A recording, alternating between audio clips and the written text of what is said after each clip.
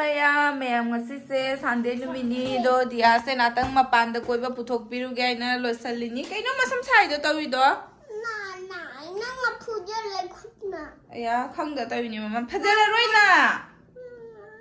angang se jum da le man na ma'am makok se yadre ba ko haidi kaya ni jum da dum lai sale no ade numita boy mai chata do mase siga thangna ba da park ama lai ye do mafam je chati bana kamai hoi do no exact du di khang dare khoi su dum mina haidei ni mo ko do angang pura ga chat pa ya bani na ne ado ngasi se na tang pura ga chat piru ge tawini Sunday numit oi basida Sunday ni na dum da su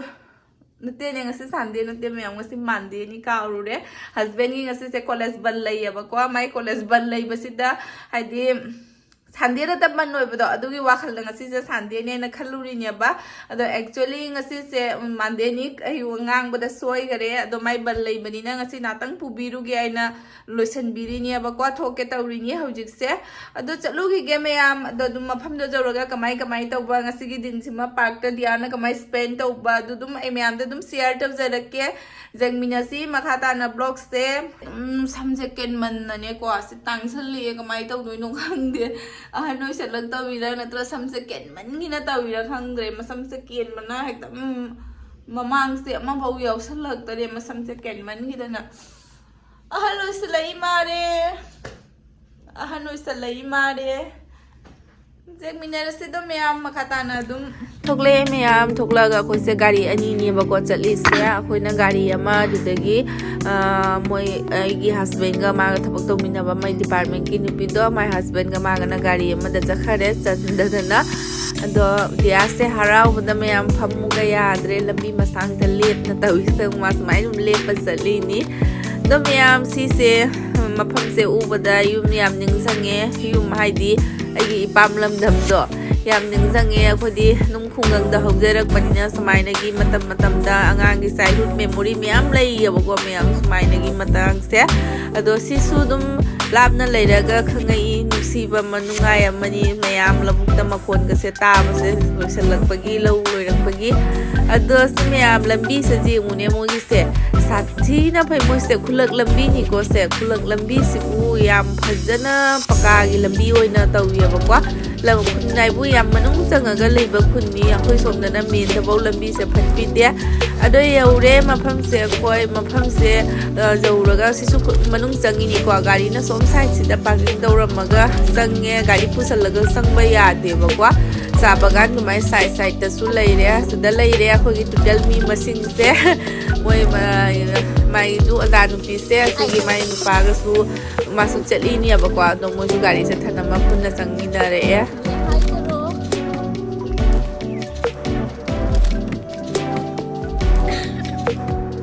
oh khotin bi kas pe kharab ho gaya sa पानी ज्यादा नहीं oh दादा को ये चल पाएगा क्या वो चल पाएगा क्या जाओ जाओ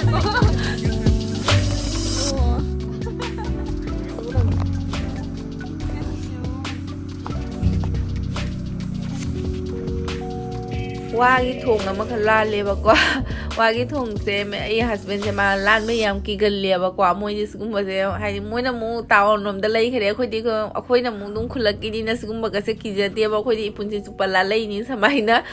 sahi kaya luhong ai na luhong ba khoi khun gi thong do sa pon te samai na dum la lai ni da moi di dum jam na lan da na ki gal le ba ko khara tugi no mi ba ma'am na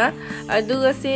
ne ma'am jengu ne mo gi lai se sat ba man dra yengu lai sali ne na khallaga ne kwa lai se plastic ki oina oi lai dam bai wa ni plastic ki lai se ki salli ba lo lam ne yeng ba di lai se sat ba ma le ba kwa smai ne ni ba ko mo gi loi tauri se park sima ne som side ta ga du ka bok lai ga sat ba man na lai ya ba kwa do sali na ti ya ba se plastic ki bottle do du ka thalaga color do salaga sei da hap pa ga ne ki salli ni wa ado jeng ba di pra lai sat ba ma le ko lap na ga jeng ga di pha ba ngam de da ka tawi se April Fool man ra yeng mu lap na ga jeng ga di ki pha ba ngam de ai sini Kiam Haina idea like Nasidina her mobile over me since ideas the mong qua mine plastic kagas hapsen nagata was there I need kayani Adam am Diya se park se Queen Umanda ngaukhre adone moina semi ba parks de mayam jamna low budget ta oina semba park ni ko aduga useless oina leiba mafam ni ba ko mafam se kaim sijina ba yaroi da ba pa toiraga ma laikang mache khak leiba adumaina leiba mafam da ni ba ko aduga yamna budget ta paisa li aga sijina ri ni ko aduga yamna su phajaba nung su nungai ba yeng badane mafam se haini mare magi se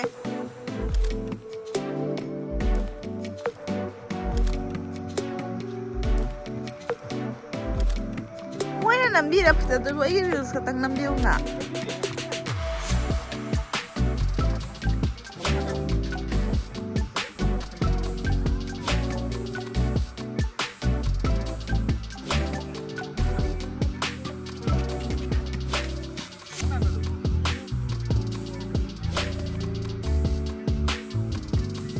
Oi Diya ka hai. Keda ure nang duga.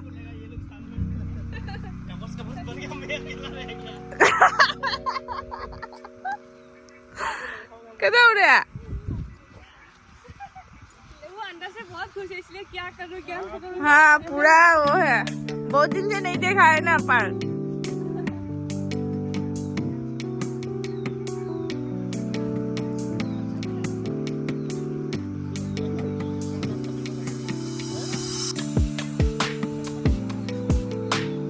क्या फम गए रा Kar pamo ha lep kya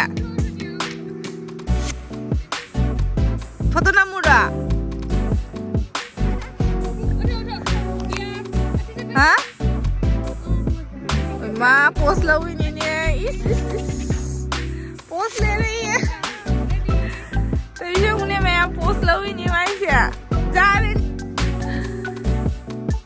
ma khong ka jeta bise hune यार ने और काफी लेना है और तो लापी तो ला समझला माथे भी नंबर समझना है हमरा समझ में पूरा मला ये ला समझ सिला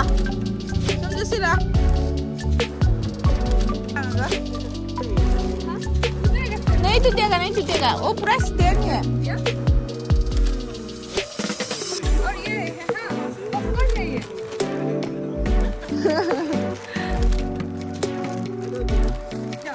चलो ना कल फमुरा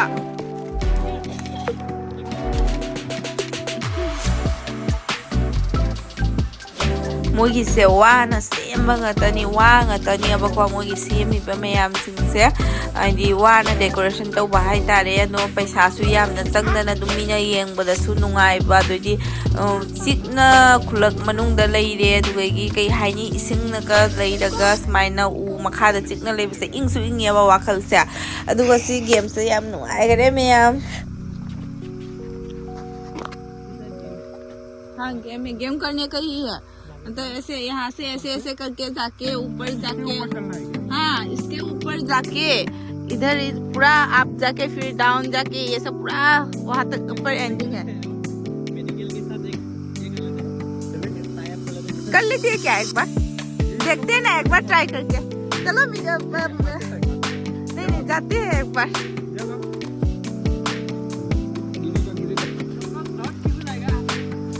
एक से है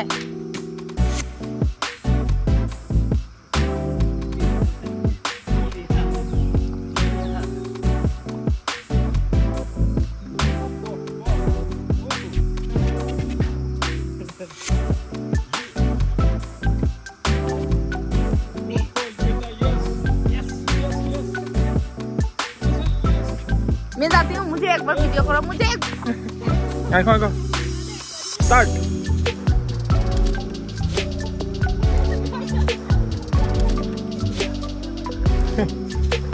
là con gà tiệc này nè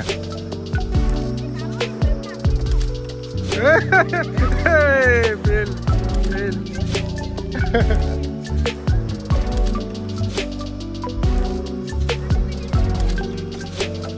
फिर से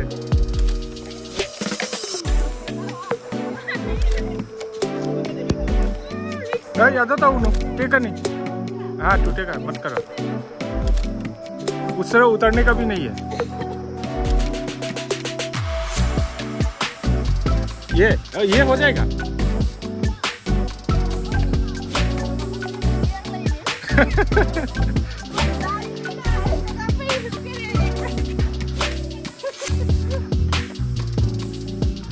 टेक ना वाग तो टेक तार है।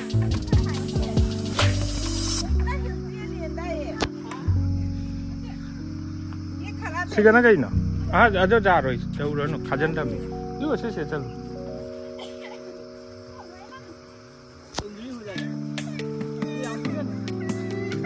cái đâu đấy gì à? Đúng ca luôn. Ơi ơi.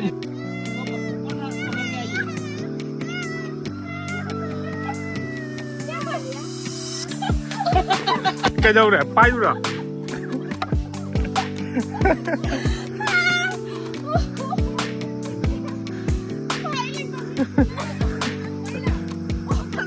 ओ वहां तक पहुंच गया क्या?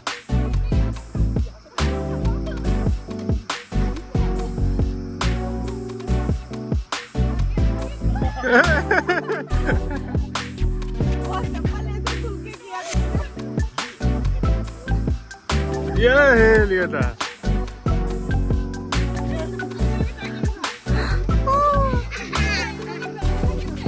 ओ यहाँ पे एक गैप है। हाँ हाँ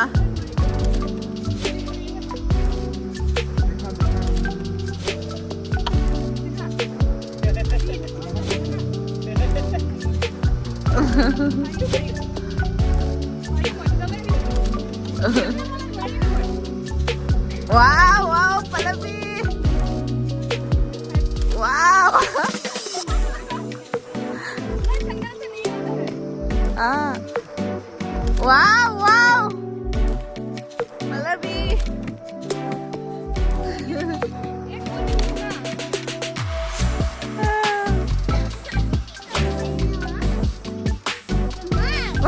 utro utro Palabi जीत गई।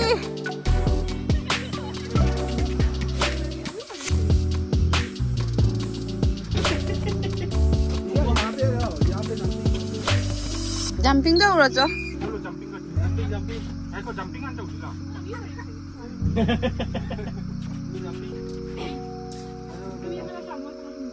चप्पल लुगा लो थोड़ा नुआ जाओ लगा लो थोड़ा चप्पल लो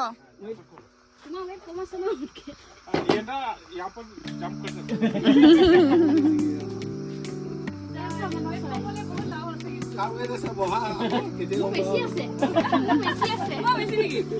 सच में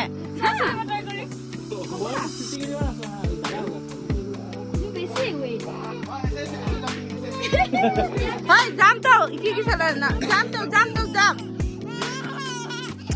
तो माथे भी तो उन्होंने तब तो ये पुनी ये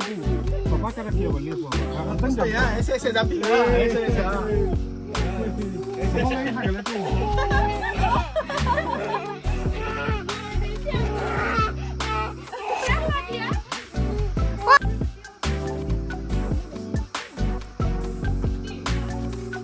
मेरा भी है।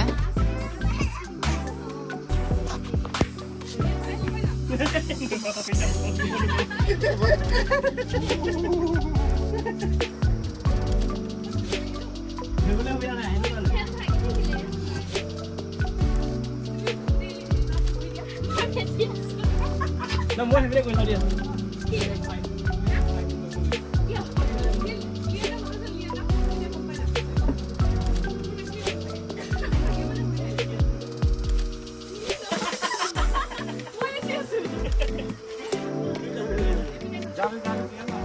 अखोई से राउंड से लेरगा नाहक पोथार से आइना मुं फामनरे सिगा मै पोथाफम को लेरमेबको सिसु वाना लोइ से मिनी को टेबल चेयर के से अदुम नुंगाइरे नाहक पोथार बसु सिगा मफम से आइना अद सिसे मयाम ओजान पिसे मागी गा मागा माइ नुपा गा से ने पामी यंग लइ से सिसे लेबु पामी ने कदर टौनै ने मो कमबानी से अद तई का पोरंग न तई न का मना का जथा दलगा जेंगनरी नि मोबानी से मनी र नतर राइन ने ꯑꯗꯣ ꯑꯗꯨꯝ ꯑꯩꯈꯣꯏ ꯀꯣꯏ ꯂꯣꯏꯔꯛꯄꯗ ꯁꯟꯗꯥꯁꯨ ꯑꯣꯏꯁꯜꯂꯛꯑꯦ ꯁꯟꯗꯥ ꯇꯥꯔꯛꯄ ꯃꯇꯝꯗꯁꯨ ꯌꯥꯝꯅꯗꯤ ꯅꯨꯡꯉꯥꯏ ꯃꯌꯥꯝ ꯃꯐꯝꯁꯦ ꯏꯪ ꯍꯥꯏꯗꯤ ꯋꯥꯈꯜꯒ ꯆꯤꯛꯊꯕꯗꯣ ꯑꯗꯨꯃꯥꯏꯅ ꯑꯣꯏꯌꯦꯕꯀꯣ ꯃꯐꯝꯁꯤꯁꯨ ꯍꯥꯏꯗꯤ ꯀꯔꯤ ꯍꯥꯏꯅꯤ ꯒꯥꯔꯤꯒꯤ ꯃꯈꯣꯜ ꯀꯔꯤ ꯀꯔꯥ ꯑꯗꯨꯒꯨꯝꯕ ꯀꯩꯁꯨꯝ ꯂꯩꯇꯕ ꯃꯐꯝꯁꯨ ꯑꯣꯏꯕꯅꯤꯅꯅꯦ ꯆꯤꯛꯄꯁꯨ ꯍꯦꯜꯂꯤꯅꯦꯕ ꯈꯨꯡꯒꯪ ꯃꯅꯨꯡꯗ ꯑꯣꯏꯕꯅꯤꯅ ꯑꯗꯣ ꯉꯥꯒꯁꯨ ꯂꯩ ꯃꯌꯥꯝ ꯄꯥꯠꯁꯦ ꯉꯥꯒꯅꯦ ꯃꯣꯡꯉꯛꯏ ꯑꯆꯧ ꯑꯆꯧꯕ ꯉꯥ ꯃꯌꯥꯝ ꯃꯣꯡꯉꯛꯏꯀꯣ ꯃꯌꯥꯝꯁꯤ ꯃꯐꯝꯁꯤꯗꯅꯦ ꯑꯗꯨꯒ ꯗꯤꯌꯥꯁꯦ ꯅꯍꯥꯟ ꯍꯔꯤꯕꯥꯛꯇꯣꯡꯃꯨꯛ ꯇꯣꯡꯒꯦ ꯍꯥꯏꯅ ꯇꯣꯡꯃꯤꯟꯅꯔꯦ ꯑꯣꯖꯥ ꯅꯨꯄꯤꯁꯤꯒ ꯃꯥꯒ ꯖꯥꯕꯂꯨ ꯇꯧꯖꯩꯌꯦꯕꯀꯣ ꯗꯤꯌꯥꯗ ꯑꯗꯣ ꯗꯤꯌꯥꯁꯨ ꯃꯥ ꯎꯔꯒ ꯌꯥꯝ ꯀꯦꯊꯖꯕ ꯍꯥꯏꯗꯣ ꯑꯗꯨꯅ ꯃꯣꯏꯕꯥꯅꯤ ꯅꯍꯥꯛꯁꯤꯒ ꯅꯨꯡꯉꯥꯏꯅ ꯇꯣꯡꯊꯔꯛꯑꯦ ꯑꯗꯣ ꯂꯣꯏꯅ ꯊꯣꯛꯂꯛꯑꯦ ꯊꯣꯛꯂꯛꯄꯗ ꯐꯖꯗ꯭ꯔꯥ ꯅꯨꯃꯤꯠꯁꯦ ꯍꯥꯏꯗꯤ ꯃꯇꯥꯡꯁꯦ ꯆꯞ ꯆꯥꯔꯦꯕꯀꯣ ꯑꯗꯣ ꯑꯩꯗꯤ ꯁ꯭ꯋꯦꯇꯔ ꯂꯤꯠꯂꯛꯇꯕꯅꯤꯅ ꯏꯪꯁꯨ ꯏꯪꯉꯦ ꯐꯨꯔꯤꯠꯁꯦ ꯁ꯭ꯋꯦꯇꯔꯁꯦ ꯊꯣꯛꯂꯛꯄ ꯃꯇꯝꯗꯣꯗꯤ ꯅꯨꯡꯁꯥ ꯁꯥꯕꯅꯤꯅ ꯑꯩꯅ ꯁ꯭ꯋꯦꯇꯔꯁꯦ ꯂꯤꯠꯂꯛꯇꯔꯦꯕꯀꯣ ꯑꯗꯨꯝ ꯐꯨꯔꯤꯠꯁꯤꯁꯨ ꯊꯥꯏꯌꯦꯅ ꯑꯗꯣ ꯀꯣꯟꯅꯗꯤ ꯏꯪꯁꯜꯂꯛꯑꯦ ꯗꯤꯌꯥꯁꯅ ꯍꯨꯏ ꯎꯅ ꯇꯧꯔꯤꯁꯦ ꯑꯃꯨꯛ ꯍꯨꯏꯁꯤꯅ ꯍꯨꯏ ꯎꯕ ꯌꯥꯗꯦꯕ ꯁꯤ ꯑꯉꯥꯡꯁꯦ ꯀꯃꯥꯏꯅ ꯇꯧꯗꯣꯏꯅꯣ ꯈꯪꯗꯦ ꯍꯨꯏ ꯎꯕꯁꯤꯒ ꯀꯤꯅ ꯄꯪꯆꯦꯟꯗ ꯆꯦꯟꯅ ꯄꯝꯈꯠꯈꯔꯦ ꯑꯃꯁꯤꯅ ꯑꯗꯨꯒ ꯂꯣꯏꯔꯒ ꯑꯩꯈꯣꯏꯁꯦ ꯗꯥꯏꯔꯦꯛ ꯕꯤꯁꯥꯜꯗ ꯑꯣꯏꯅ ꯆꯠꯂꯦ ꯕꯤꯁꯥꯜꯗ ꯗꯤꯌꯥꯒꯤꯅꯦ ꯐꯨꯔꯤꯠ ꯑꯃꯅꯤꯇꯪ ꯌꯦꯡꯒꯦ ꯍꯥꯏꯅꯀꯣ ꯗꯤꯌꯥꯁꯦ ꯑꯌꯨꯛꯊꯥꯡꯒꯤ ꯑꯂꯨꯝꯕ ꯐꯤ ꯌꯥꯎꯔꯛꯇꯔꯦꯕꯀꯣ ꯌꯥꯝꯅ ꯑꯃꯅꯤ ꯈꯛꯇꯤ ꯌꯥꯎꯔꯛꯏꯅꯦ ꯑꯗꯣ ꯌꯥꯝꯅ ꯌꯥꯎꯔꯛꯇ꯭ꯔꯕ ꯑꯗꯨꯅ ꯑꯃꯅꯤꯇꯪ ꯌꯦꯡꯕꯤꯒꯦ ꯍꯥꯏꯅ ꯕꯤꯁꯥꯜꯗ ꯆꯪꯉꯦ ꯕꯤꯁꯥꯜꯗꯩꯁꯨ ꯃꯑꯣꯡ ꯆꯥꯕꯗꯤ ꯐꯪꯗꯤ ꯐꯪꯉꯛꯇꯔꯦ उल्टा पल्टा पोतनेबा थोक्लोबा उल्टा पल्टा से नाम तोइबो कईम लेररोय सिदुगा फीगा मत सांथोगी मा हाइरी पोन सांथोय पोन मयाम दो सिर लेइरेनि नुंगु नुंगाइ बिदिने ताब्रा सांथोय पोन मयाम दो सिर लेइरे नुंगु नुंगाइ बिदिने मतम दो फंगदिदो मम्मीने लेइरेनि गइबा थममु सि आंगांग लाइरि हैतबा ओय सि आंगांग फोनागिनि चलो पामजरब मैम मामीने थीजरब मैम दो सिर लोई लेइरेनि अरे अतौवा अफबनि अदुइ मचा नंग गले बिरसिरा ए अदो खजदे फजद्रसु पामबदुगा ओबा नोइना पाना चादुदगी अतै जेंगनु थोगलोबा सि करिगी लेइरिनो बो उल्टा पल्टा दा पैसा से फजना लोइसलेको नोइना पाना चा फिगा लेइररोइसि दोइदि चलसे फि लेइररोइसि नन दु फंगदि यारे ना यारे को लेइररोइसिरा फि लेइररोइ दु लेइरा जारे इंबदा नंग दुना जागदरा अजो सिगा कनि से लेइदोइ बदुगो कइदौदोइनो न मॉल मनुंग से आंगा अफै कमाइ तोइसे सादोरो जेंगने जगो एमता सादोरो ने सगलो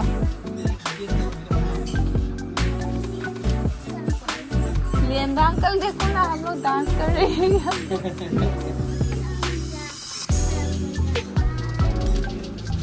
लोरबा जा